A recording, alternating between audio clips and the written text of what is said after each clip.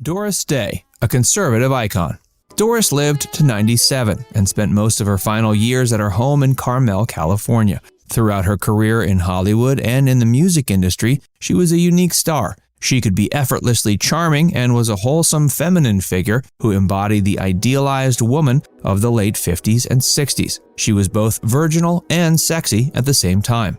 She was focused on her career but was still very domestic, elegant, and widely approachable. What she managed to accomplish by presenting an uncomplicated, almost mythical image of womanhood was something no other star at her time did quite as well.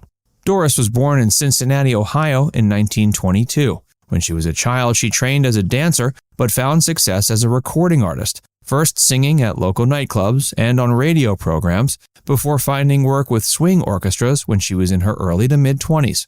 When she was a late teen, she started working with bandleader Les Brown. In 1945, when she was 23, she released her first hit single, Sentimental Journey. By the mid-40s, Day had already appeared as a singer in several movies. Director Michael Curtis cast her in his 1943 romance On the High Seas because he thought that her freckles made her appear like an all-American girl. And just like that, her film career had begun. For a period between 1960 and 65, Day was the biggest box office draw in the nation. During these years, she picked up a Golden Globe Award in addition to 4 other Golden Globe nominations, an Academy Award nod for her 1959 appearance in Pillow Talk, and 2 Grammy nominations for Best Female Pop Performer. After quitting the film industry in 1968 and shifting her focus to working with animal charities such as the Doris Day Animal Foundation, Day remained an ever-popular figure with the public and frequently made guest appearances on talk shows and variety programs throughout the remainder of her life. To this day, Doris's run in iconic post-war era movies continues to shape and influence women's fashion and lifestyle choices. While that might be difficult to believe at first, her appeal largely had to do with her fresh voice and vibrant personality. She cited Ella Fitzgerald as one of her biggest influences as a vocalist, and her vivid persona and energy shined through even in her earliest roles. What made her distinctive among her Hollywood peers was how she presented an alluring image of sexual purity.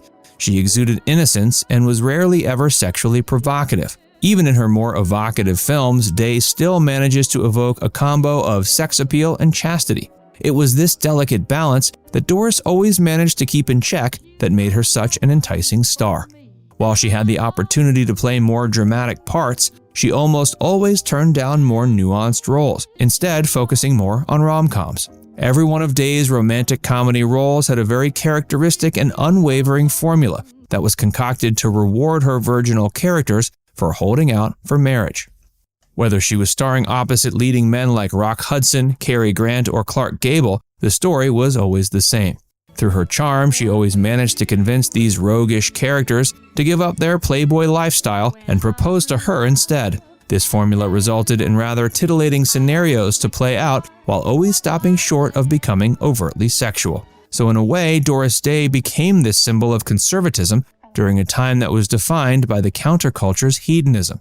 For the viewing public that wasn't quite sold on the rapidly changing socio-political climate, she was an ever-present return to form, a reassuring dose of old-timey values in the face of a sexually promiscuous and indulgent youth who had grown tired of the prim and proper. Hey, if you're enjoying this video so far, be sure to give it a like and subscribe to FactsVerse if you haven't already. Off-screen Doris's life was far less idyllic.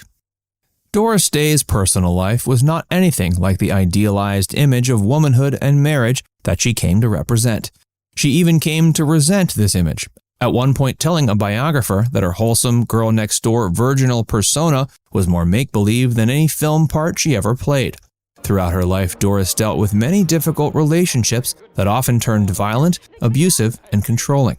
Day described her first husband, a musician she had a child with, as physically abusive and a manipulative psychopathic sadist. Her subsequent 3 marriages were likewise tumultuous. When her third husband, Martin Melcher, who controlled her finances, died in 1968, he left her $500,000 in debt. Doris's final days were rife with controversy and abuse. Doris Day's only grandchild, Ryan Melcher, posted on Facebook that Bob Bashara, Day's business manager, had forbid him from seeing his notoriously reclusive grandmother in the months leading to her death. Ryan's father, Doris's son Terry, died in 2004. What's strange about him is the fact that he never publicly spoke about his famous mother.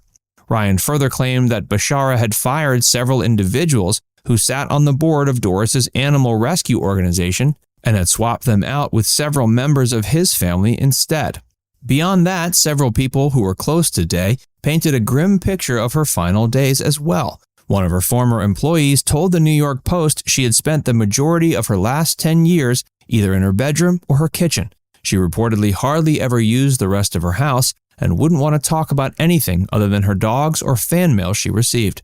One person who frequently swapped letters with Day was lifelong fan Mike DeVita, who had written and received over 500 pieces of correspondence with the star in which they had exchanged extremely personal details of their respective lives.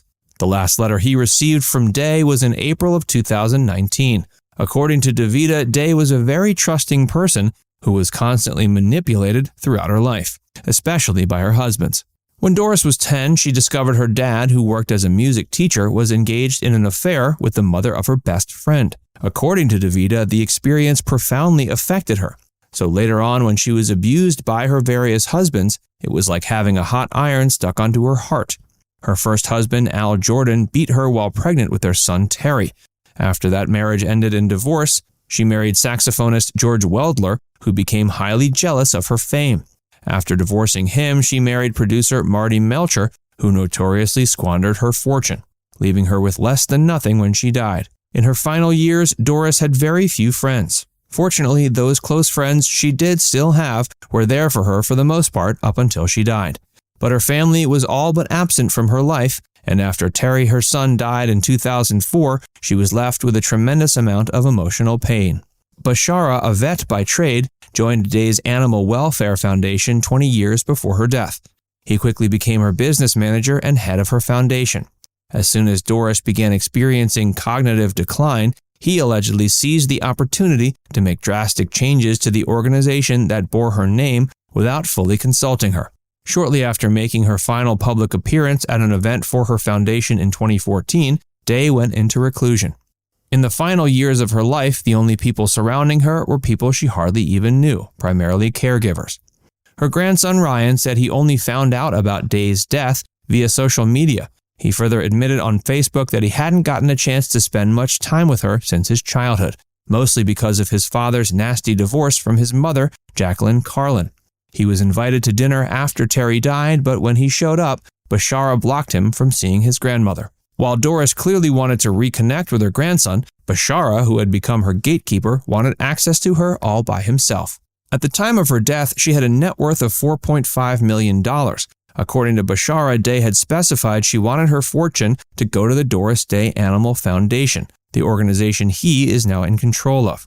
While that seems to be in line with Doris's lifelong devotion to animals, it obviously raises a few eyebrows given Bashara's involvement with the organization and his past behavior towards Doris's family members. Now it's time to hear from you. What are your favorite memories of the late Doris Day? Let us know in the comment section below. And before you go, make sure you give this video a like and subscribe to FactsVerse if you haven't already. Click the bell icon to stay updated on all our latest content.